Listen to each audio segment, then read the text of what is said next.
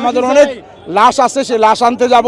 ওরা সন্ধ্যার আগে আগে যদি মাঠ না ছাড়ে, আগামীকালকে আমরা লং মার্চ করব সারা দেশ থেকে টঙ্গী পর্যন্ত, এবং টঙ্গীর মাঠ আমরা বুঝে নিব। আমরা যতদূর সংবাদ পেয়েছি ইতিমধ্যে তারা মাঠ ছাড়ার কথা বলছে।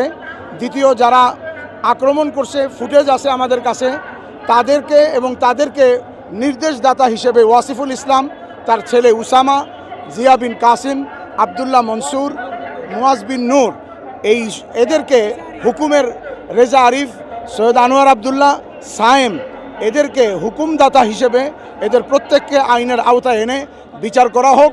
বিশেষ করে 24 ঘন্টার মধ্যে এদেরকে গ্রেফতার করে আমাদের যারা শহীদ হয়েছে এই শহীদের মর্যাদা রক্ষা করা হোক। আমরা এখন হাসপাতালে যাচ্ছি, আমাদের অনেক লাশ আছে, সে লাশ আনতে যাব, আমাদের রুগী আনতে যাব।